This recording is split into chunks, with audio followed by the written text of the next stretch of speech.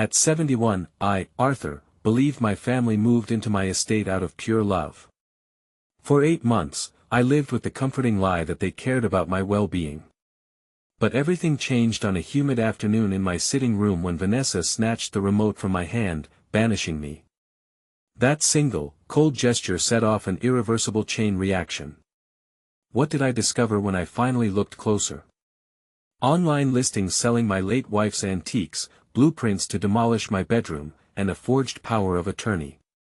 In just 48 hours, my entire life completely unraveled. Vanessa, currently sipping sweet tea while smoothing her linen shirt, had absolutely no clue her ruin was already at hand. Before I tell you what happened next, if you enjoy stories about justice and family boundaries, take a second to like and subscribe, but only if you genuinely connect with this story. Where are you watching from right now? And what time is it there? Drop a comment and let me know.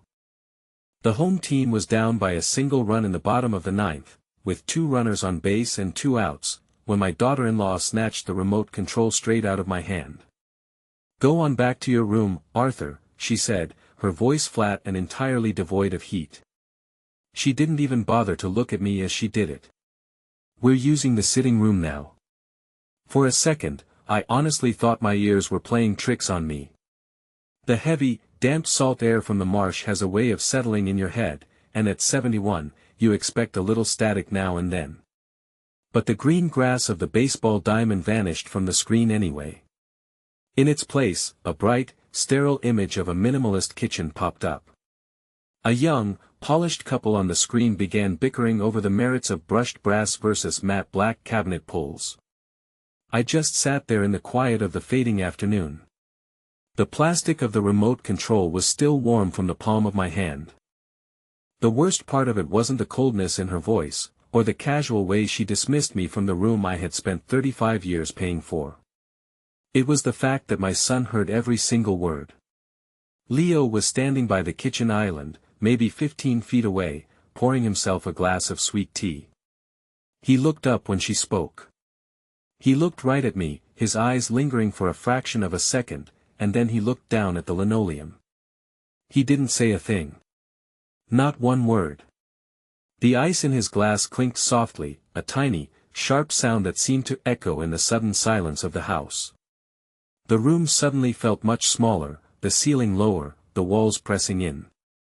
I slowly pushed myself up from the deep leather armchair. My left hip, a permanent souvenir from a winter gale in the North Atlantic during my merchant marine days, protested immediately.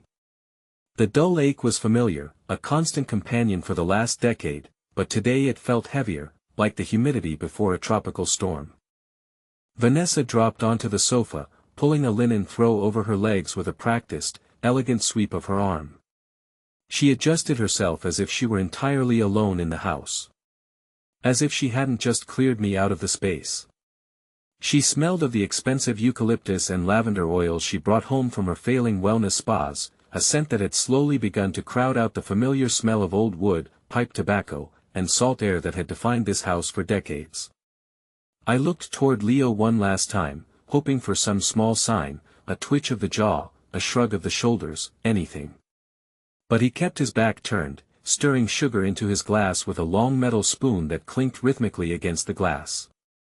So, I turned and walked down the hallway. Nobody stopped me. Nobody apologized.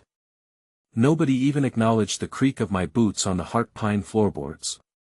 And somehow, that silence hurt far worse than the words themselves.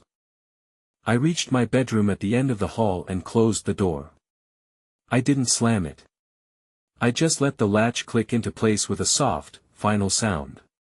Then I sat down on the edge of the mattress. The quiet of the room was the first thing that settled over me, thick and heavy.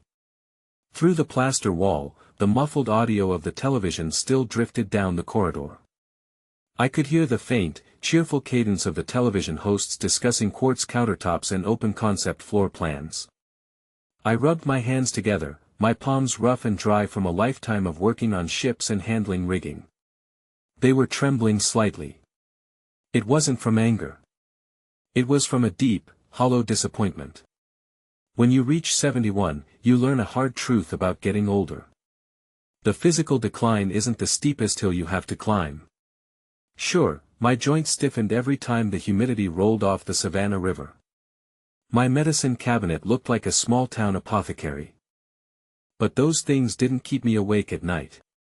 Loneliness did. The creeping feeling of becoming a ghost in your own home did. The realization that you are slowly being nudged out of the life you spent decades building.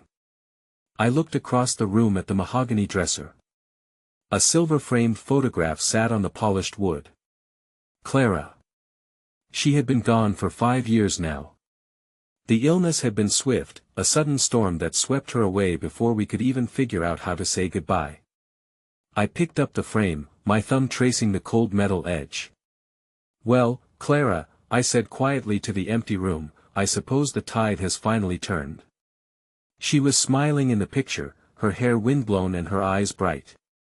It had been taken during a weekend trip we took down to Beaufort back in the summer of 2015. We had rented a small skiff, and she had spent the entire afternoon laughing at my stubborn refusal to use the modern GPS unit instead of my old paper charts. I smiled back at her, a brief, genuine warmth rising in my chest. Then the smile faded. Clara would have never allowed what had just happened in the living room. She wasn't a loud woman, but she possessed a quiet, unyielding dignity. She had a way of correcting people without ever raising her voice. One look from Clara, and Leo would have found his spine. One look, and Vanessa would have handed that remote back with an apology. But the house was different now. The air felt thin, transactional. I had somehow transitioned from the patriarch of the family to an inconvenient guest. And guests are expected to remain grateful and quiet. I set the photograph back down on the dresser. Then I opened the top drawer of the nightstand. Beneath a stack of old maritime logs and tax papers lay a small collection of cards Clara had given me over the years. I pulled out the one from our 30th anniversary. Her elegant, looping handwriting filled the card. At the very bottom, beneath her signature, she had written, "Never let anyone make you drift from your own shore." I sat there on the edge of the bed for a long time, staring at those words. 20 minutes passed, maybe more, as the shadows stretched longer across the floorboards. Eventually, I heard the soft, hesitant thud of footsteps in the hallway. Leo. He knocked, a timid, double tap on the wood. "Dad?" I didn't answer right away. "Dad, can I come in?" "Come in," I said. The door swung open, and Leo stepped into the room. He looked incredibly uncomfortable, shifting his weight from one foot to the other like a schoolboy who had been caught skipping class. He rubbed the back of his neck, his eyes darting around the room, avoiding the dresser, avoiding the photo of his mother, avoiding me. "About earlier," he started, his voice trailing off. I waited. I didn't help him.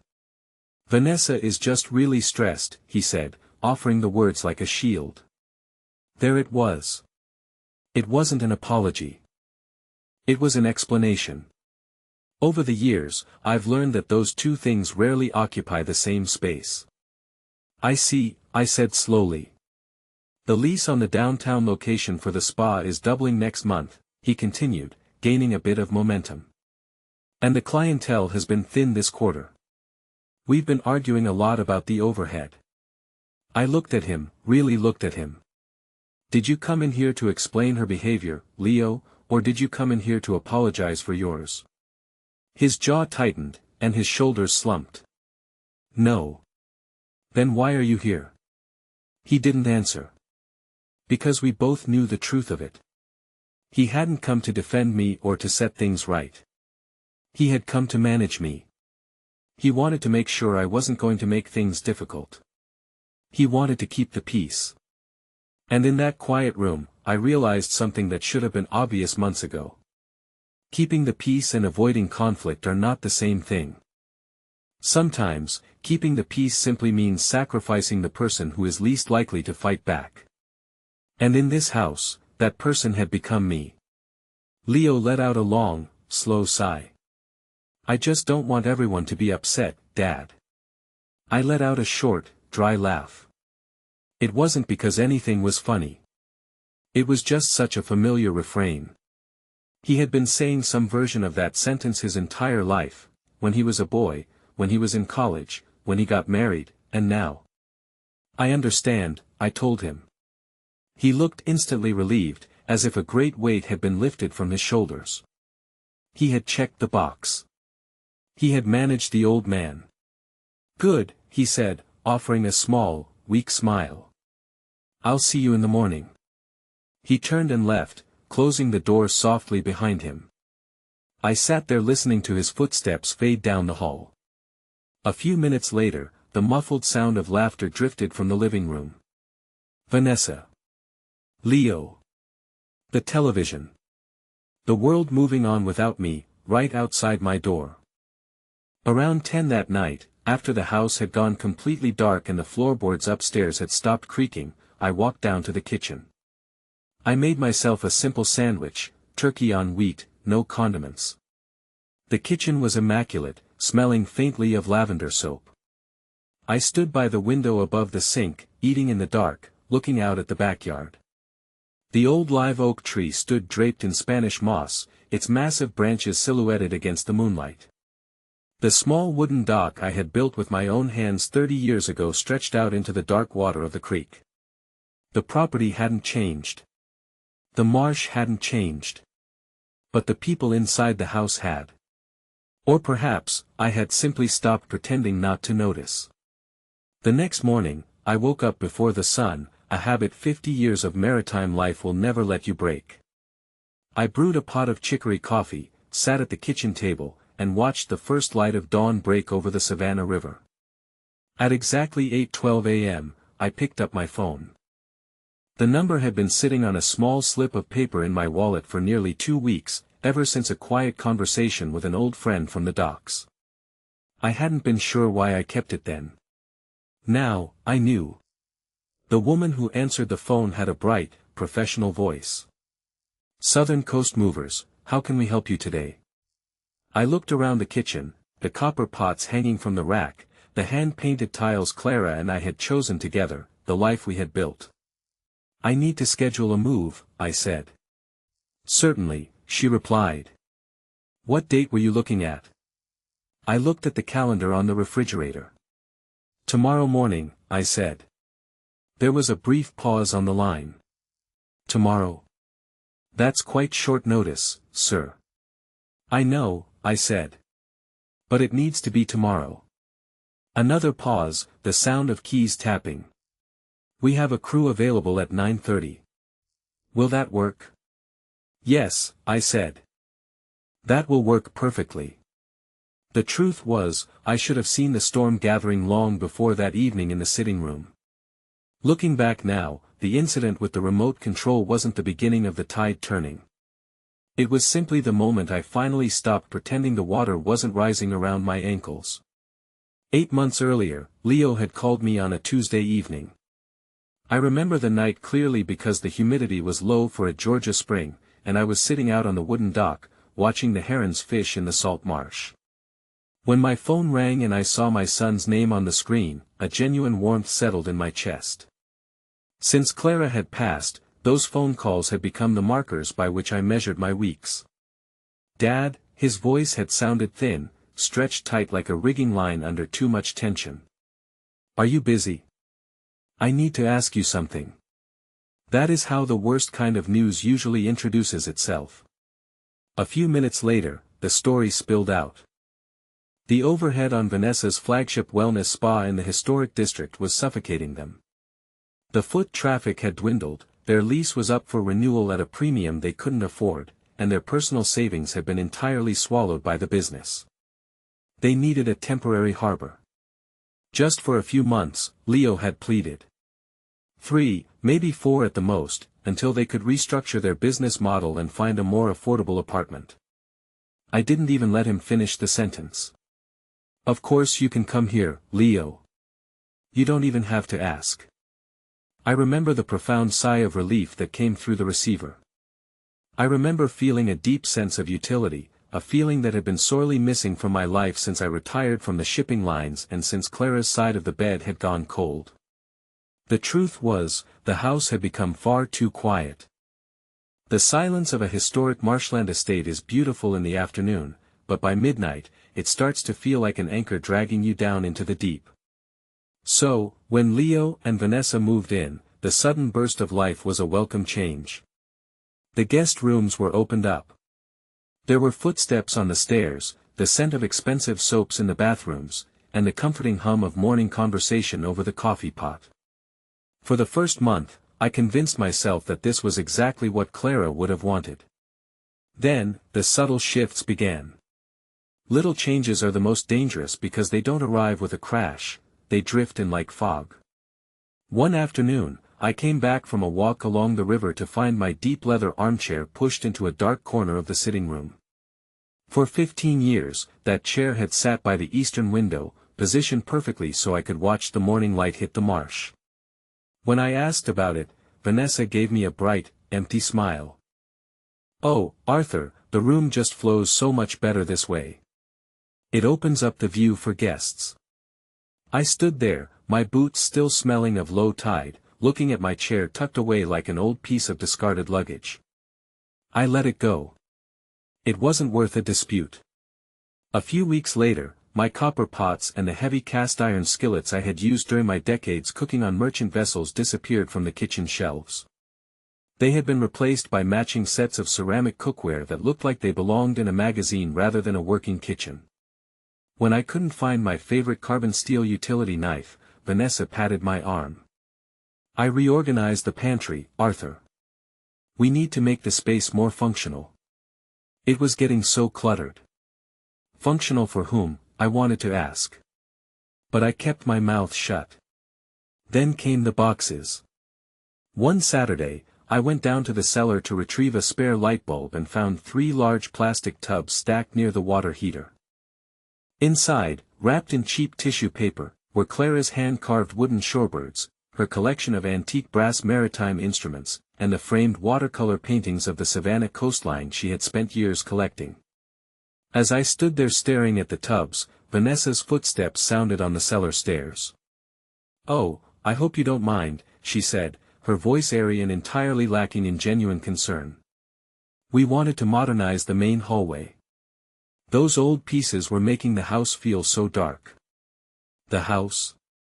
I asked, the words dry in my throat. "Yes," she said, adjusting her linen shirt. "The house. It is remarkable how a single word can shift the entire geography of a life." She didn't say your house. She didn't even say Arthur's house. It was simply a piece of real estate, a blank canvas that she was preparing for her own design.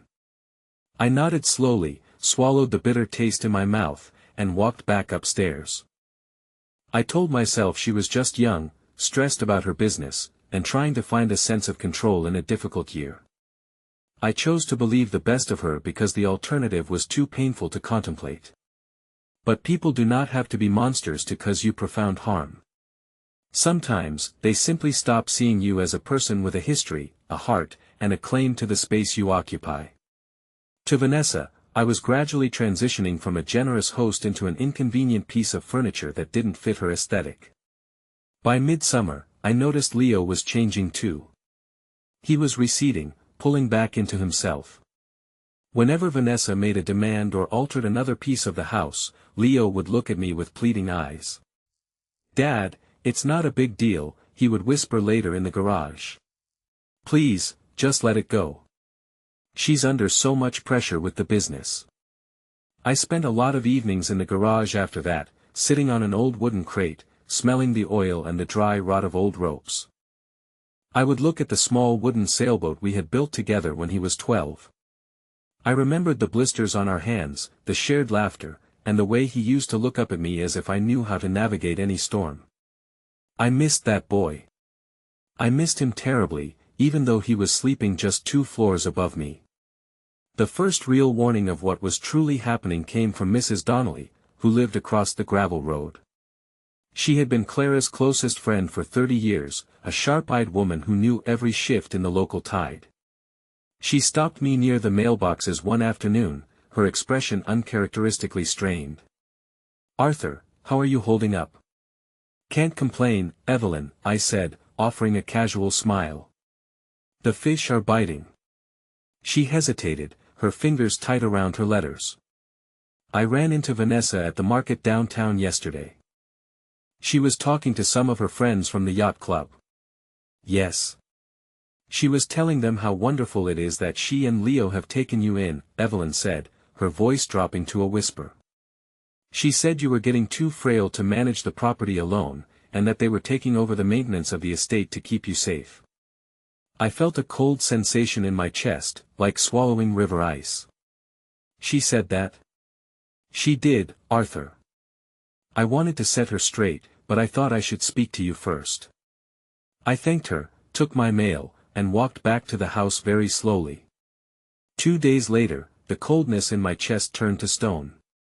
I was walking down the hall toward the kitchen when I heard Vanessa's voice coming through the open door. She was on speakerphone, her voice clear and businesslike. "He can't stay here indefinitely," she was saying to someone. "The property is worth over $1 million, and it's completely wasted on one person who spends all his time on the dock. Honestly, a high-end memory care facility would be much better for him in the long run. He's becoming so forgetful." I stood frozen in the hallway, my hand resting against the heart pine wall. I wasn't forgetful. My mind was as sharp as the day I passed my captain's exams. But they were already writing the script of my decline. That night, I couldn't sleep. I lay in the dark, watching the shadow of the live oak tree move across the ceiling, wondering if I was indeed losing my grip. Disrespect has a way of making you doubt your own sanity. Then, 3 days before the baseball game, I was looking through a local online estate consignment catalog, searching for a replacement for my lost utility knife.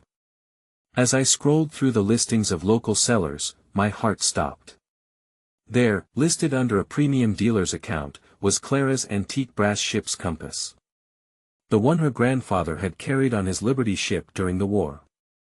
Below it were her hand-carved shorebirds, listed as vintage coastal decor. The seller's contact name was Vanessa. They weren't just storing Clara's memory in the cellar. They were liquidating it to pay for their failing business. And that was the moment the sorrow in my heart finally burned away, leaving nothing behind but a cold, hard, and absolute resolve. The morning air of the low country was thick, the kind of heavy, wet heat that clings to your skin before the sun even clears the tops of the live oaks. By 9 o'clock, the cicadas in the marsh grass had already started their high, buzzing drone, a sound that usually signaled a long, stagnant day. But for me, the day was already moving with a quiet, unstoppable momentum. At exactly 9:30, the heavy crunch of gravel announced the arrival of the moving truck. It was a large, clean white van with the words Southern Coast Movers painted in faded blue script along the side. The young man who climbed out of the driver's seat was tall, with sun-bleached hair and the broad, easy shoulders of someone who spent his weekends pulling crab traps out of the river. He wiped his brow with the back of his hand and gave me a polite, respectful nod. "Mr. Pendleton?" he asked, his voice carrying the slow, rhythmic cadence of coastal Georgia. "I'm Mike. We're here for the packing list you submitted yesterday." "That's me, son," I said, leaning slightly on my good hip. "And this is the house." He looked up at the 2-story historic estate, taking in the wide, wraparound porch, the deep green shutters, and the massive brick chimneys that had stood against hurricanes for nearly a century. "Beautiful place, sir. You lived here long?" 35 years, I replied. "My wife and I bought it when the marsh was still wild and there wasn't another house for a mile." Mike nodded, his expression shifting from professional curiosity to a quiet, intuitive understanding. Men who work in probate or moving see a lot of lives being dismantled. They recognize the look of a man who is extracting himself from his own history. "Well," he said softly, "we'll take good care of your things. Where would you like us to start?" "The sitting room," I told him. "And then my bedroom at the end of the hall."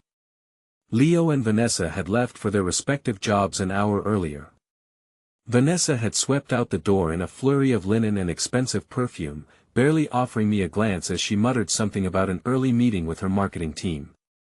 Leo had followed her, his head down, carrying her leather portfolio like a hired hand. They believed the day would proceed like any other, that they would return to a quiet house, make their dinner, and continue the slow, silent process of erasing my presence. The movers worked with a quiet, efficient rhythm. They began with the heavy pieces. First came my deep leather armchair, the one Vanessa had banished to the dark corner. I watched as two of the younger crew members lifted it with ease, carrying it down the wide hallway and out through the double front doors. For 15 years, that chair had been my sanctuary.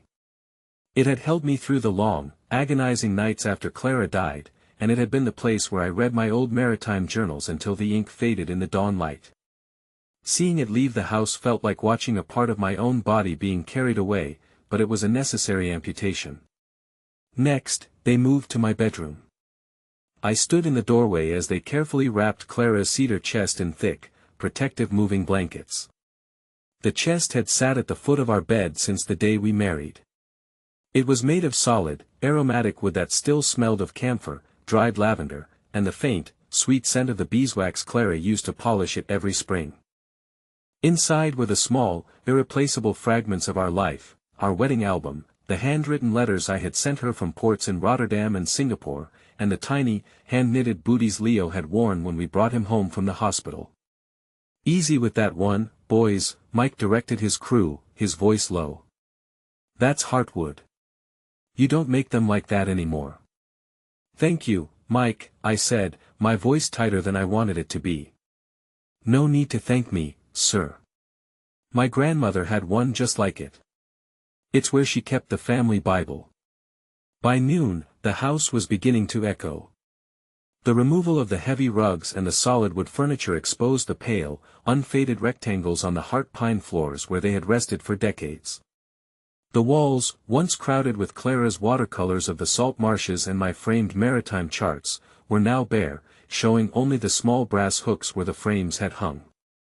The emptiness was loud, a physical presence that seemed to vibrate in the humid air. I sat on the top step of the porch, eating a simple ham sandwich I had packed in a cooler, when my phone vibrated in my pocket. The screen showed the name of Martha Green, my attorney. I answered on the first ring. "Arthur," Martha said, her tone crisp and professional, but carrying the underlying warmth of a friend who had known my family for 30 years. "The movers are there." "They're about halfway through, Martha," I said, watching Mike secure a strap inside the truck. "It's a strange thing, watching your life fit into the back of a van." "I know, Arthur. But you're doing the right thing. And I have some information that might make you feel a little less conflicted about this decision." I leaned back against the porch railing, my grip tightening on the phone. "What did you find out?" Martha sighed, a sound of profound professional disgust. "I followed up on the contractor permits and the inquiries made on your property address, just as you asked.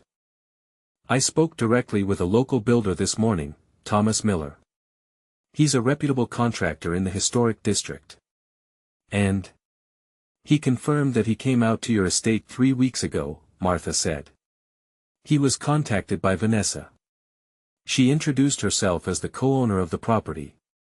My stomach cold dropped, the same feeling I used to get when a ship's engine would suddenly cut out in heavy seas. Co-owner? The deed is solely in my name. She knows that. She told him the property was in the process of being transferred to her and Leo due to your advancing health issues, Martha explained, her voice hardening. She wanted Miller to draft estimates for a complete renovation of the ground floor. Specifically, your bedroom. I looked toward the bedroom window, where the sun was reflecting off the old glass. What did she want to do to it? She wanted to tear down the load-bearing wall between your room and the small library to create an expanded master suite with an attached luxury bath. She also had him draft plans to convert the guest room next door into a nursery for a future expansion of their family. The contractor said she was very specific about the timeline. She wanted the work to begin in the fall. She told him you would be relocating to a specialized care community by then. The silence that followed was heavy. I could hear the distant cry of an osprey circling over the creek, its sharp, piercing call echoing across the water. 3 weeks ago. That was before the incident with the remote control. It was before she had started listing Clara's antiques online. Before any of the overt disrespect had begun, she had already been measuring my bedroom for her new drywall, already planning the color of the paint for the walls where Clara and I had spent our lives. They hadn't been waiting for me to get older. They had been actively preparing the shovel. Arthur. Martha's voice broke through the numbness. Are you still there? I'm here, Martha, I said quietly. I'm so sorry. I know how much this hurts. But legally, this gives us everything we need. They have no standing, and their actions border on fraudulent representation. We can file the formal notice immediately. No, I said, my voice steadying as a cold, clear anger took the place of the grief. Not yet. Let's stick to the plan. I want them to find the house empty first. I want them to feel the weight of what they've done before we hand them the paper. All right, Martha agreed. But I have the 60-day notice to vacate drafted and signed. It's ready the moment you give the word. Thank you, Martha. I hung up the phone and stood up. My hip didn't hurt as much now, the adrenaline had washed away the physical ache. I walked back inside the house. The movers were carrying the last of my workshop tools out of the garage. The old wooden workbench, the one Leo and I had built out of salvaged dock timber when he was just a boy, was being dismantled. I watched Mike unscrew the heavy iron vise from the corner of the bench. That vise had belonged to my father. I remembered teaching Leo how to use it, showing him how to hold the wood steady so the saw wouldn't bind. He had been so proud of that workbench. Now, he was willing to let it be sold or thrown away to make room for Vanessa's modern, minimalist vision. By 3 o'clock, the truck was locked. The house was empty. It was no longer a home, it was just an old building made of wood and plaster, standing on the edge of a swamp. I walked through the rooms one last time, my boots echoing loudly on the bare floors. The kitchen, once filled with the smell of Clara's gumbo and the sound of laughter, was sterile and cold. I walked out onto the porch, pulled the heavy cypress door shut, and turned the key in the lock. The click of the deadbolt sounded like a gunshot in the quiet afternoon. I walked down the steps, climbed into my old truck, and drove away without looking back. I was sitting at Ray Alvarez's kitchen table when the first call came in. I know the exact time because the old regulator clock on Ray's wall had just chimed a single, heavy note for the half hour, and the screen of my phone lit up at precisely 5:43 p.m. Ray had just set a bowl of spicy low-country catfish stew in front of me, alongside a plate of iron skillet cornbread. The steam rose between us, carrying the rich, sharp scent of cayenne, green peppers, and bay leaves. It was the kind of honest, slow-cooked meal that has a way of settling a man's nerves, though my stomach was currently tied in a knot tight enough to hold a freighter to a dock. You going to stare at that pocket watch of a telephone all night, or are you going to eat? Ray asked, pulling out his own chair. The phone on the table vibrated again, its low hum rattling against the salt shaker. Leo. I reached out, flipped the phone face down on the oilcloth tablecloth, and picked up my spoon. I'm eating, I said. Ray gave a slow, approving nod. Good. We had been friends for nearly 30 years, back from the days when he was piloting tugboats through the narrow shipping channels of the Savannah River and I was managing the logistics at the southern docks. We were both men who had spent our lives around heavy machinery and deep water. We didn't waste words when a simple gesture would do. Ray knew exactly what had transpired at my house over the last 8 months, and he knew what the white moving truck had been doing in my driveway all morning. He hadn't asked a single question when I showed up at his door with my sea chest and my leather armchair. The phone vibrated again. Then again. 5 minutes later, it buzzed 3 times in rapid succession. Ray took a slow sip of his black coffee, his weathered face showing a faint, dry amusement. Sounds like the tide just came in at Tybee Island. I couldn't help but smile, though it was a small, weary thing. Despite the absolute certainty of my decision, there was a hollow ache in my chest that no amount of catfish stew could fill. Standing up for yourself after years of silence doesn't make you feel powerful. It makes you feel incredibly old, and it makes you wonder if the bridge you just burned was the only one left standing. By 6 o'clock, the missed call count had reached 11. By 6:30, it was 17. When the small envelope icon appeared on the screen indicating a voicemail, I finally picked up the phone and held it to my ear. "Dad?" Leo's voice was thin, pitching upward with a frantic, bewildered energy. It wasn't the voice of the managing, peacekeeping husband from the night before. He sounded like a child lost in a department store. "Dad, where are you? What is this? I just got home and everything is gone. The sitting room is empty.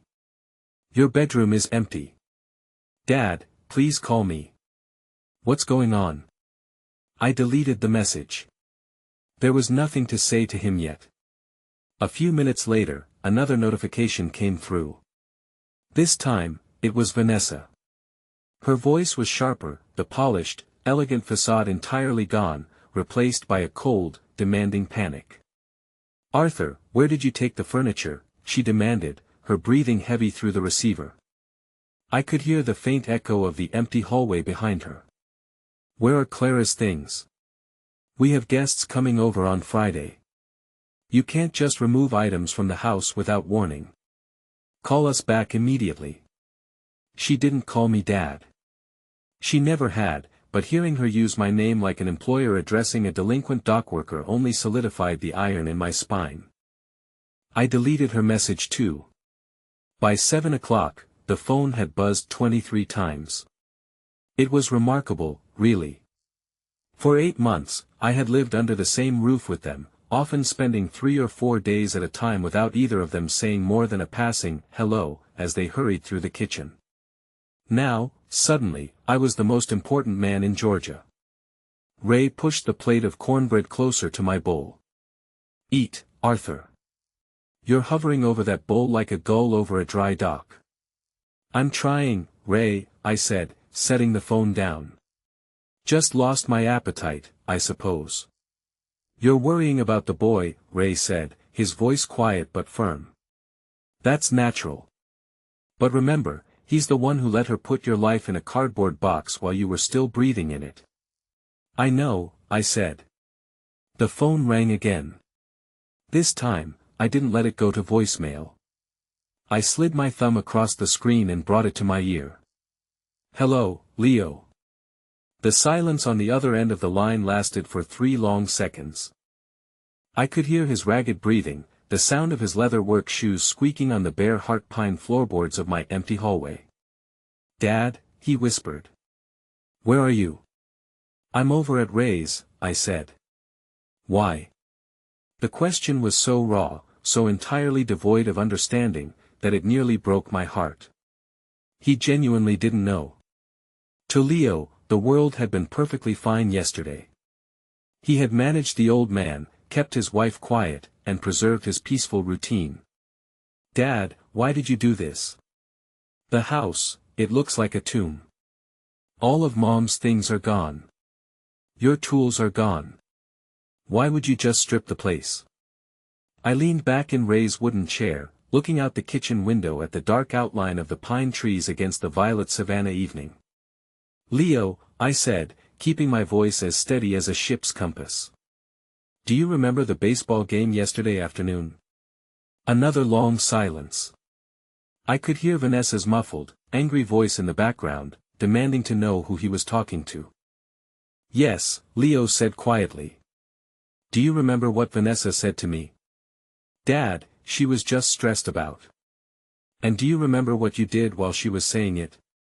I interrupted, my voice dropping an octave. He didn't answer. He couldn't. "You looked at the floor, Leo," I told him, the words falling like heavy stones into a deep well. "You looked at the floor and you stirred your tea. You've been looking at the floor for 8 months. I paid for that house for 35 years so that my family would always have a place where they were respected. If my presence in my own home is an inconvenience to your wife, and if you are going to stand by and watch her treat me like an intruder, then I have no business being there. I've taken my things, and I've taken my memories. The rest of the space is yours. Dad, please, Leo's voice cracked, a sudden, desperate sound. I should have said something.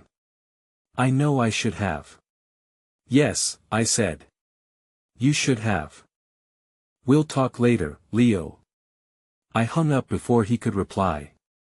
The phone stayed quiet for nearly 20 minutes after that, the silence in Ray's kitchen feeling clean and clear for the first time all day. Then, the phone rang again. It wasn't Leo or Vanessa this time. The screen showed Evelyn Donnelly's name. Arthur, Evelyn said the moment I answered, her voice trembling with a mixture of shock and suppressed amusement. You certainly know how to shake up the county, don't you? What's happened, Evelyn?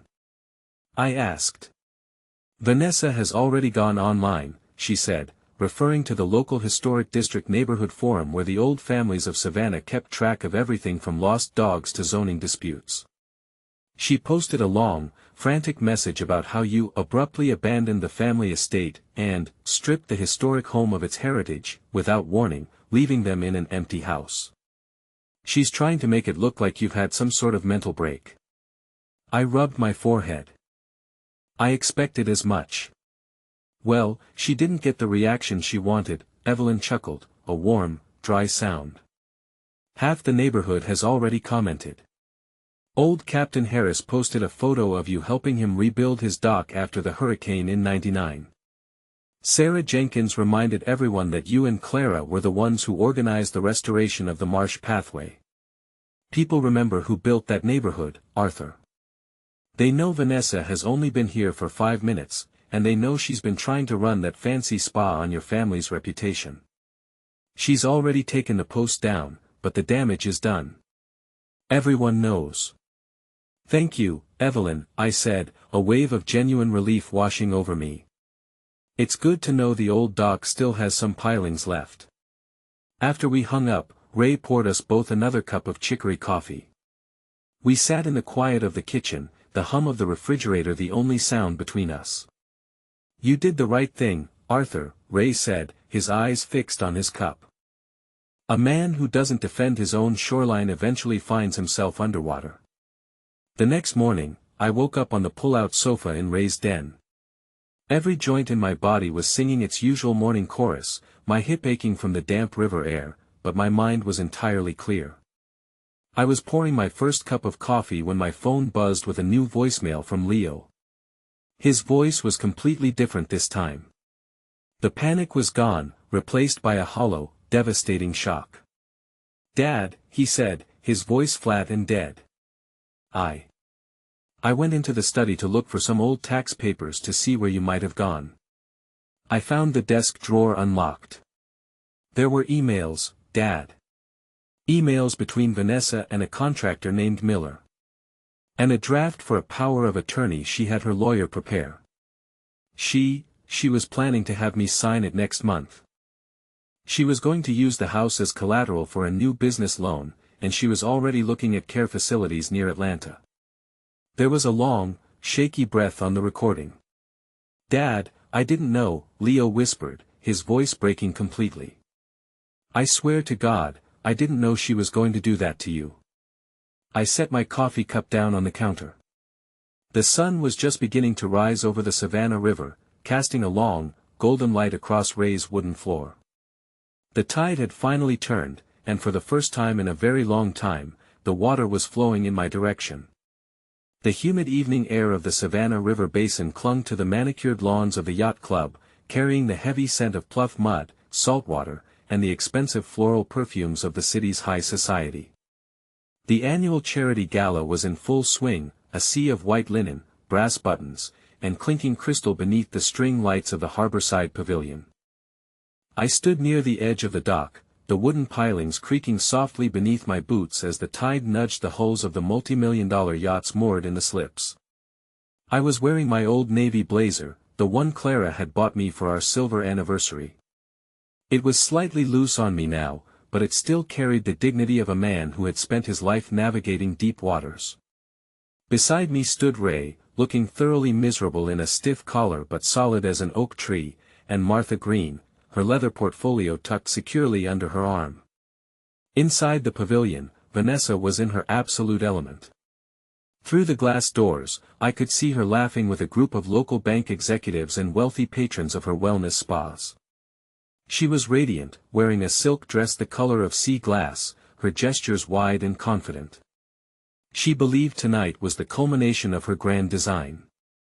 She had spent the last week telling her board members that a massive announcement was coming, an expansion that would save her failing business and secure her place among the city's elite.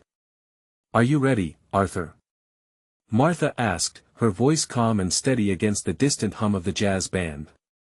"I've spent 50 years watching storms roll in from the horizon, Martha," I said, adjusting my cuffs. "You don't run from the rain when you're already wet. Let's go." We walked into the air-conditioned warmth of the pavilion. The transition from the quiet of the docks to the chatter of the crowd was sudden, but as we moved through the tables, a hush began to spread. Word had traveled fast about my empty house, and seeing the frail, forgetful Arthur Pendleton walking with his attorney and the city's most respected maritime logistics expert was not part of the evening script. Vanessa saw us first. The smile on her face froze, her eyes darting from me to Martha, and then to the glass doors as if looking for an exit. Leo was standing slightly behind her, his face pale and his eyes hollow. When he saw me, he took a step forward, but Vanessa's hand shot out, her fingers digging into his forearm to hold him back. She quickly recovered, her professional mask slipping back into place as she stepped forward to intercept us. "Arthur," she said, her voice carrying a forced, honeyed warmth that didn't reach her eyes. "What a surprise. We didn't expect you to be up for an event like this. Leo and I were just discussing your transition." "I'm sure you were, Vanessa," I said, keeping my voice low and conversational. A small crowd of the club's board members and potential investors had gathered around us, sensing the sudden drop in temperature. Among them was Harrison Vance, the senior loan officer from the local commercial bank Vanessa had been courting for her $350,000 business expansion. "Ah, Arthur," Vance said, stepping forward with a warm handshake. "Good to see you. Vanessa was just telling us about the incredible legacy gift you're making to her wellness franchise. Using the Tybee Island estate as collateral for the new holistic retreat is a visionary move. It's wonderful to see a family working so closely to preserve their heritage." I let the silence hang for a moment, letting the weight of his words settle in the air. Vanessa's breathing grew shallow, her gaze locked onto Martha's leather portfolio. "Mr. Vance," Martha spoke up, her voice clear enough to carry over the ambient noise of the room. "I think there has been a profound misunderstanding. I am Martha Green, counsel for Arthur Pendleton and the Pendleton estate. We are here tonight to clarify the status of the Tybee Island property." "Clarify?" Vance frowned, looking from Martha to Vanessa. "But the loan application is nearly finalized. The power of attorney documents. The power of attorney documents you received are entirely invalid," Martha interrupted, pulling a set of notarized papers from her folder and handing them directly to Vance. "My client has never signed away his rights to his estate. Furthermore, we have filed a formal declaration of competence, backed by independent medical evaluations, which completely refutes any claim of cognitive decline." A collective murmur rippled through the onlookers. Vance's expression hardened as he flipped through the documents, his eyes stopping on the forged signature page. He looked up at Vanessa, his professional warmth vanishing instantly. "Vanessa? What is the meaning of this?" Vanessa's face went entirely white, the color of bleached bone. It was a draft," she stammered, her voice cracking as she tried to maintain her composure. "An option we were exploring to protect Arthur's assets as his health declined. Leo and I." "Don't bring me into this, Vanessa," Leo's voice broke through the chatter. He stepped away from her, his hand dropping from her arm. He looked at the bank executives, then at his wife, his eyes filled with a mixture of disgust and profound shame. I didn't know about the loan. I didn't know about the forgery. I didn't know any of it until yesterday. Leo, shut up, she hissed under her breath, but it was too late. The illusion had shattered. There is also the matter of the antique maritime collection, Martha continued, her voice cool and unyielding. Several high-value pieces belonging to the estate, including a registered 19th-century ship's compass, were listed for private sale without the owner's consent. We have already contacted the consignment dealers. The listings have been flagged as unauthorized, and the items are being returned to Arthur's possession. Vanessa looked around the circle of her peers, but she found no harbor there. The wealthy patrons and board members who had been laughing with her minutes earlier were now stepping back, murmuring among themselves, their faces filled with quiet disapproval. In a town like Savannah, reputation is everything, and the scent of financial desperation and elder abuse is a stain that never washes out. Vance closed the folder with a sharp, decisive snap. The bank will be rescinding the loan offer immediately, Vanessa. We will also be launching an internal review into the documentation submitted by your office. Without another word, Vance turned and walked away, the rest of the board members following him like a receding tide. Vanessa stood entirely alone in the center of the pavilion, her hands trembling, her expensive silk dress suddenly looking like a cheap costume. I stepped closer to her, looking down at the woman who had tried to make me invisible in my own home. You wanted to make the house more functional, Vanessa, I said quietly. You wanted to clear out the clutter. Well, the clutter is gone now. And so is the loan. She didn't answer. She couldn't even look at me. Martha reached into her portfolio one last time and pulled out a single, folded document. She handed it to Leo. This is a formal 60-day notice to vacate the Tybee Island property. It is signed by your father and filed with the county court. You have until the end of the month to remove your personal belongings. Leo took the paper, his fingers shaking. He looked at me, his eyes wet with tears. Dad. I'm so sorry. I know, son, I said, placing a hand on his shoulder. But some storms you have to weather on your own. 3 months later, the autumn air had finally brought a cool, crisp breeze to the salt marshes of Tybee Island. The humidity had broken, leaving the sky a brilliant, clear blue that reflected perfectly in the winding creeks of the estuary. I was sitting in my deep leather armchair, back in its rightful place by the eastern window. The morning sun was warm on my face, and the house was filled with the familiar, comforting sounds of the marsh, the cry of the gulls, the gentle lap of the water against the dock, and the rustle of the wind through the Spanish moss. The house was quiet again. Not the heavy, suffocating silence of loneliness, but the clean, peaceful quiet of a sanctuary. Clara's watercolors were back on the walls. Her hand-carved shorebird sat on the mantelpiece, and my father's iron vise was bolted securely back onto the workbench in the garage. On the dining table in the center of the room sat Clara's antique brass ship's compass, its polished metal catching the morning light. It was a beautiful piece, but today it served a different purpose. Locked securely inside the heavy glass casing of the compass, resting right on top of the rotating needle, was a small brass key ring. Attached to the ring were the keys to Vanessa and Leo's newly rented, cheap inland apartment on the far outskirts of the city, a small, dark place with no view of the water and no historic charm.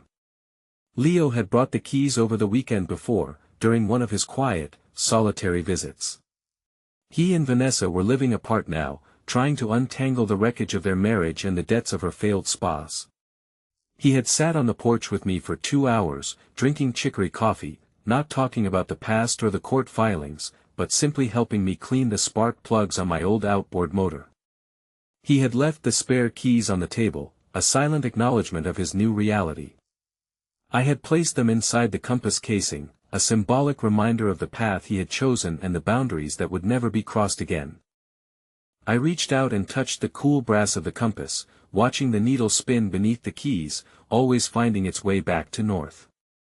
I hadn't won by taking anything away from them. I had won by refusing to let them take any more of me.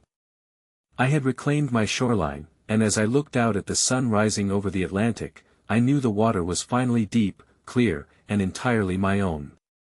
Lessons from this story. Respect boundaries and do not mistake silence for weakness. Family loyalty should never be sacrificed for greed or convenience. Keeping the peace should not come at the cost of your own dignity. Trust must be earned, and betrayal will eventually face consequences.